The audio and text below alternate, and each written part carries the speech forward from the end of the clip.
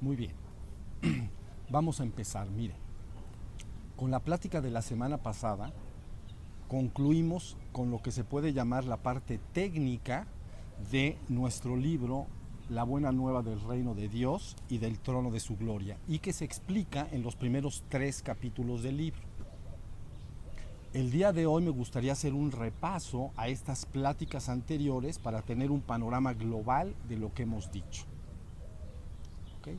Como recordarán, en la primera plática entonces comentamos 2 temas principales. Uno, la imagen que podemos obtener de la Biblia en su conjunto y que tenemos aquí reflejada en esta gráfica. Y 2, el marco teórico mínimo, pero suficiente para poderlos guiar a todos hasta la verdad completa. Veamos primero entonces la imagen que podemos obtener de la Biblia en su conjunto. Miren, el Antiguo Testamento entonces inicia, como todos conocemos, con el principio del tiempo, es decir, con la creación y la caída del ser humano entonces al reino material. Posteriormente narra el Antiguo Testamento una serie de alianzas sostenidas entre Yahvé Elohim y diversos personajes bíblicos importantes. Luego entonces el Nuevo Testamento, por su parte, narra, como todos sabemos, inicialmente la vida de Jesús y el mensaje que Cristo, el Hijo del Hombre, entrega a la humanidad. Luego entonces, los evangelios, los hechos y las cartas que conforman el Nuevo Testamento nos dan el testimonio de los esfuerzos hechos por los discípulos de Jesús para difundir su mensaje por el mundo. Aquí está. Finalmente entonces, el último documento de la Biblia, el Apocalipsis, entonces nos narra y explica la parusia, es decir, la segunda venida de Cristo al mundo, en la cual Cristo termina de revelar y consumar su obra redentora, conduciendo a la humanidad entonces de regreso al reino divino o Dios. El marco teórico entonces mínimo pero suficiente para poderlos guiar a todos hasta la verdad completa, comprende la comprensión de 3 reinos. 1, el reino divino. 2, el reino espiritual, dividido en 2, como ya lo hemos dicho, el reino espiritual ascendido y el reino espiritual caído. Y finalmente 3, el reino material. Este marco teórico explica entonces que la verdad solo está relacionada directamente con el reino divino, mientras que la ilusión guarda relación simultáneamente tanto con el reino espiritual como con el reino material.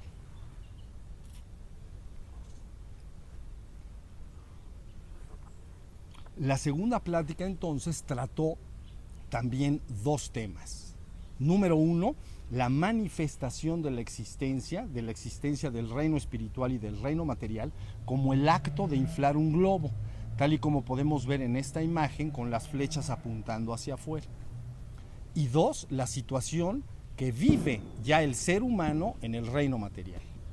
Entonces recordarán que en aquella plática dijimos que el Génesis está explicando entonces la manifestación o creación del universo en 7 días o eras. Y posteriormente da a entender que el ser humano en el reino material permanece muerto, dormido, debido a que ha perdido todo contacto y no se da cuenta de su esencia divina, que es Dios, puesto que permanece ahora perfectamente identificado y cree ser su propio cuerpo físico y su mente racional humana.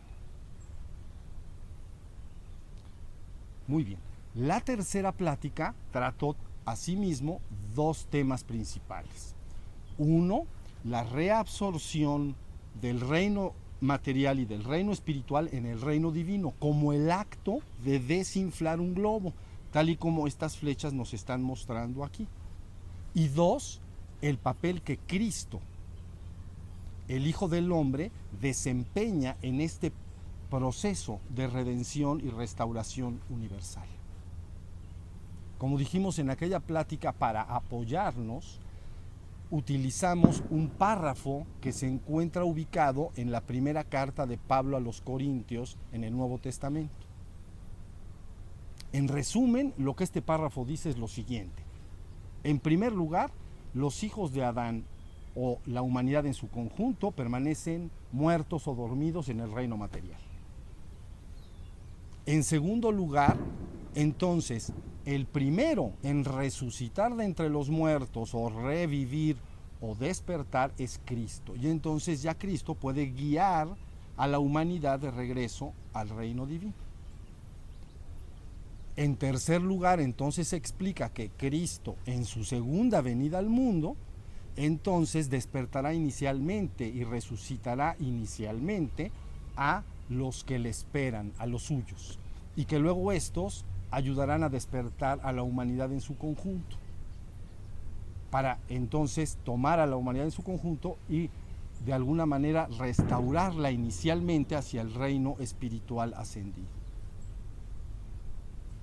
Número 4, este párrafo nos está diciendo que esta propia conciencia de Cristo entonces finalmente también disolverá todo el reino espiritual ascendido, es decir, principados, dominaciones, potestades, etc.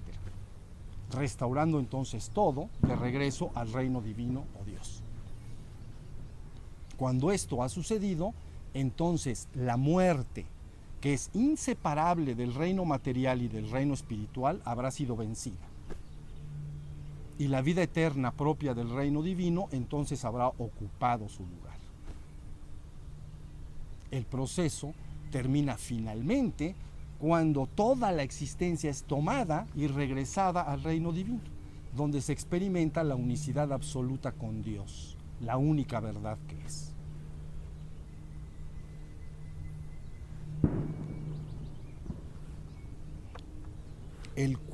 La cuarta plática entonces trató dos temas de importancia capital.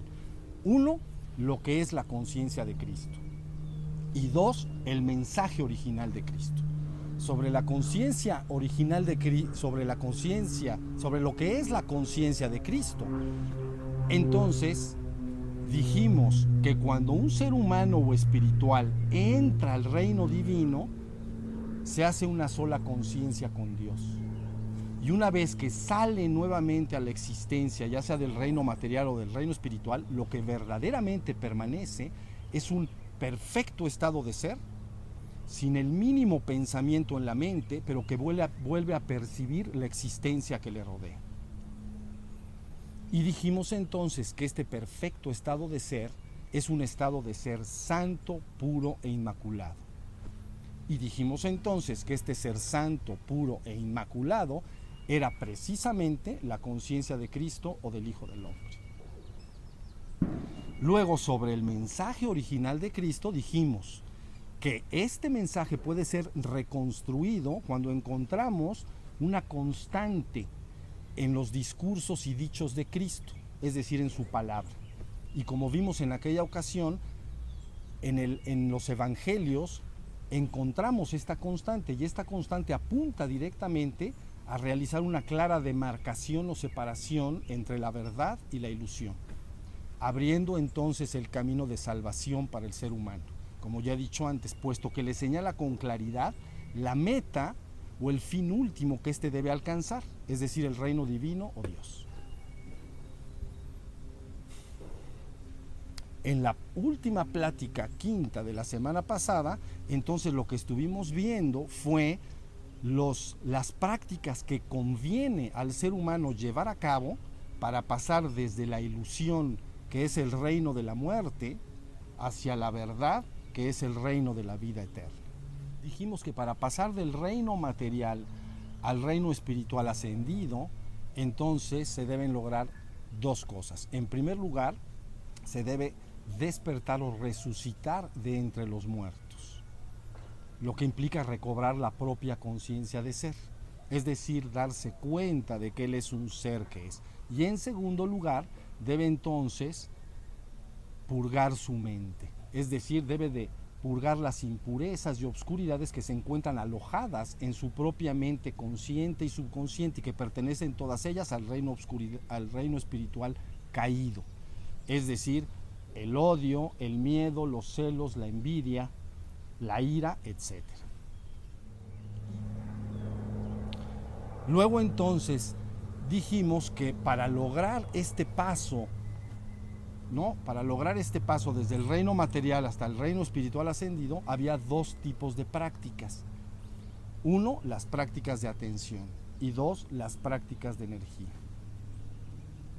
Finalmente comentamos entonces que para que puedas pasar, un ser pueda pasar desde el reino espiritual ascendido hacia el reino divino, entonces existe una sola práctica, es decir, permanecer en un perfecto estado de ser santo, puro e inmaculado, por encima incluso de todos los atributos del reino espiritual ascendido, como son la paz, el amor, la armonía, la gracia, etc. Y que al permanecer en este perfecto estado de ser santo, puro e inmaculado, entonces uno se ubica a sí mismo en el punto exacto para poderse fundir con la santidad absoluta que es Dios en el reino divino, la única verdad que es. Como vemos entonces, este estado de ser santo, puro e inmaculado se asemeja a una gota de agua pura y cristalina, lista para fundirse con el infinito océano de agua cristalina y pura que es Dios. Muy bien, con lo dicho hasta aquí, entonces podemos dar por terminada esta plática para continuar ahondando la semana que entra en el tema que nos ocupa. Muchas gracias.